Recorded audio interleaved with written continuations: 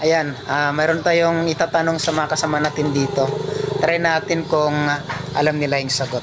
Kalex, may tanong ako sa'yo, Kalex. Yes, Pag nasagot mo, mayroon kang isang libreng barbecue. I go. Ano ang English ng paminsan-minsan? Sometimes. sometimes. Mali, okay. Wala kang barbecue. So, puntahan muna natin doon si Chef Fred abang nagbising-busy siya doon. sometimes daw, paminsan-minsan, sometimes. So, si Chef Fred naman yung tanongin natin dito. Chef Fred, may tanong ako sa'yo, Chef Fred. Ano yung English ng paminsan-minsan, Chef Fred? Sometimes. Sometimes din daw, mali. Walang barbecue.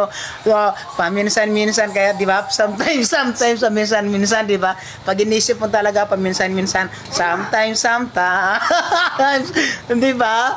Siyempre, ni-research pa natin sa Google yan, o i-research na ni Calix sa Google yung paminsan-minsan, o. Ayan, Ano English na? paminsan-minsan, o. O si Bitya naman punta natin doon sa barbecuehan. Gulatin natin siya, tanungin natin kung ano English ng paminsan-minsan. Tingnan natin kung masasagot niya. Ayan. Si Jerwin na lang tanungin natin. Habang ito pala mga idol, may barbecuehan kami dito. Ayan. Ayan. So habang nagbabantay si Jerwin ng barbecue. Jerwin, may tanong ako sa iyo. Kapag nasagot mo yung tanong ko, may libre ka isang barbecue. Wow. Ayan. Okay. Ano ang English ng paminsan-minsan, Jerwin? Sometimes. Ayan, lahat sila sometimes yung sagot. Oo nga naman, di ba pag inisip pa, minsan-minsan, sometimes, di ba?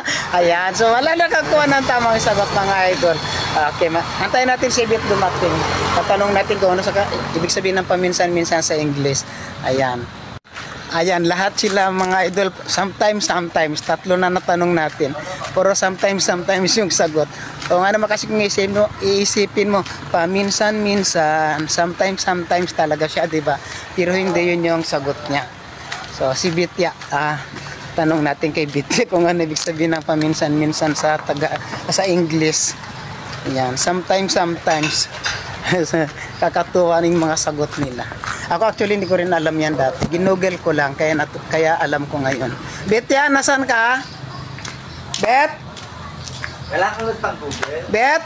Alam ko na. Bet?